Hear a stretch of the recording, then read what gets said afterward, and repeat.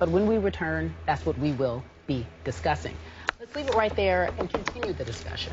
Let's talk about where do you expect LeBron and Carmelo to be when we return on Monday. Stephen A. Well, listen, bottom line is simple. We simply don't know. And you know, all of this speculation, it's all over the place.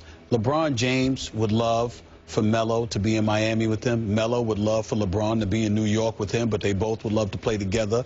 If that can't work out, is it possible that LeBron could end up in Cleveland? Sure. Chris Broussard, Windhorst, and our NBA insiders are working their sources. Yep. Thank the good Lord it isn't me, Skip, because I did it for 15 years, and I am glad I'm away from it. In the end, what it comes down to is that we simply don't know right now. Phil Jackson tried to talk to the Philadelphia 76ers about taking Amari Stoudemire's contract. As recently as 35 minutes ago, I was texted and told that's not going to happen, that Philadelphia is not going to take Amari Stoudemire's contract away, because obviously if you could get rid of Bonjani's contract at $12 million and Amari at $23.4 million, then you would have had enough cap space to bring LeBron James, and you could exceed the cap to re-sign Carmelo Anthony. So that's something that Phil Jackson would have loved to have done, unless somebody's lying to me, which I sincerely doubt. That pipe dream was officially a pipe dream about 35 minutes ago when they let me know the Amari Stoudemire thing with Philadelphia is not going to happen. So you still are covering the league, You are right? still covering. Well, I always do. I got to say this. We just got this, and then my producers are saying in the ear sources similar to what we have already discussed. Sources told ESPN.com that Anthony, whose decision was widely expected before James's decision, will now wait to make his decision based on what LeBron does. So it's kind of what we've been saying. Well, it goes along with our theory. I've been saying for months, like I tried to tell everybody, Melo and LeBron want to play together. I remember saying it right on the show, and I remember people like, whoa. And I also remember saying, doesn't matter, Miami, New York, whatever. They just want to be together. Now that wasn't a whoa for me, but when you said Cleveland, that was a whoa.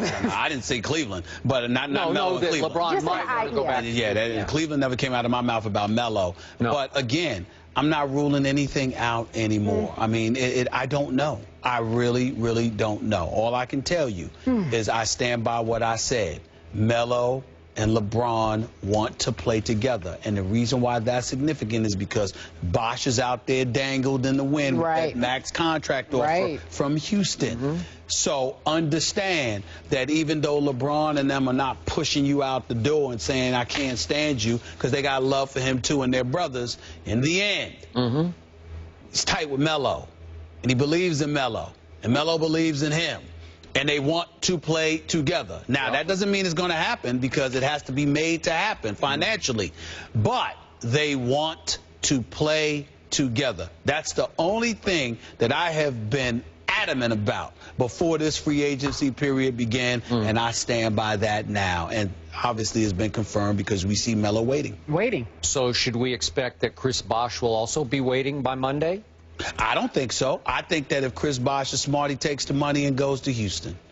He takes the money. But is that your heart or your head speaking? I think both. Me personally, because I would love to see Melo and LeBron paired up, number one. I would too. Number two, I think Houston's better for Chris Bosh than Miami is. And number three, even though he's respected and appreciated, I don't think Chris Bosh is wanted nearly as much as the others in Miami. Yeah, you don't want to be anywhere where you're not wanted at all. I agree. That's what I believe. Okay, so my guess, and it is strictly a guess, is that if, in fact, LeBron James goes to the World Cup final, the championship game on Sunday, that on Monday it will be reported that he is returning to American soil, but not to Miami, but to Cleveland. I think LeBron will take a face-to-face meeting with Dan Gilbert and the new coach and the new GM, and it will be an event in Cleveland that will be covered with the magnitude of the Browns' 1964 NFL championship, their last hurrah. It will be one of the biggest things that's ever happened to Cleveland, Ohio. Will be LeBron will take a meeting with Dan Gilbert in 2014. Okay, I really believe. Well, do you see him even taking a meeting? I got to tell you this. I got to tell you this, man. If LeBron's not trying to go to Cleveland, he doesn't need to do that meeting. Because I'm talking about. Listen, man, did you see? We just finished talking World Cup soccer, and we saw those people crying. Right. You remember how they were in Cleveland? And let's keep this in mind, too. LeBron James' departure from Cleveland cost the city in excess of $1 billion. It was a devastating blow to that city, not just psychologically, not just subliminally, but literally, because financially they were decimated by the departure of LeBron James. It's one thing for us to hear and to talk about there may be an interest in his return. It's another thing entirely for him to stroll to Cleveland and to meet with Dan Gilbert just to say no again. Yeah. So it's my hope that if he's not going to go to Cleveland, that he doesn't even do the meeting. Okay. He really doesn't. What is there to know?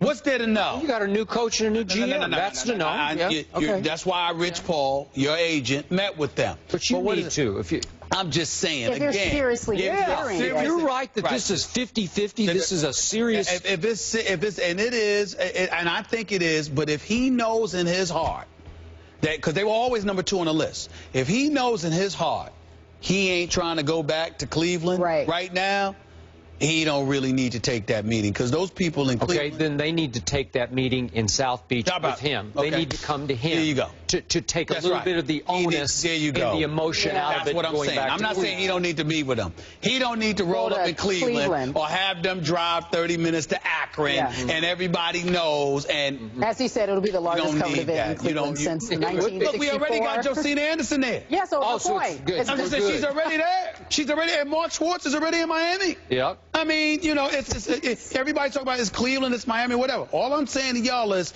keep your eye on the tandem that is Melo and LeBron. That's all I'm saying. So the bottom line to this is, I think when we reconvene in L.A. on Monday, there will be no decision yet. Is that fair to speculate?